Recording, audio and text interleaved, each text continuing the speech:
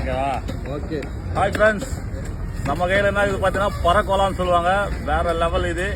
இந்த மீனை பிடிக்கும் போது பார்த்தீங்கன்னாக்கா வலையில இழுக்கும் போது கிட்டத்தட்ட எவ்வளோ லாங்கில் இருந்தாலும் பறந்து வந்து தானாகவே பைப்பரில் விழுந்துடும்.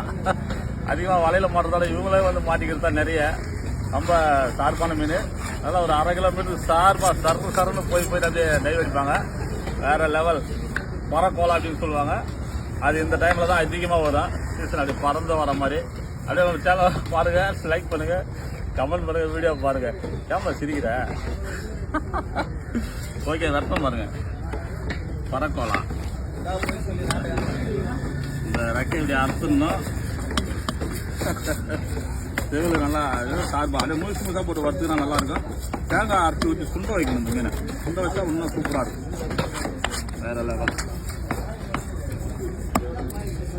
போலாம். இது இந்த மாதத்துக்கு சீசனு. ஏன்னா இப்போ ஸ்ட்ரைக் போட்டாங்க. எங்களுக்கு 2 மாதம் கொஞ்சம் டிம்மாக தான் இருக்கும் வேலை. அவ்வளோதான். அது நம்ம தேவைப்பட்டோம்னா கோடு போட்டுக்கலாம், கோடு இல்லாமல் ஃப்ரை பண்ணிக்கலாம், 3ஆக போட்டு குழம்பு வச்சுக்கலாம்.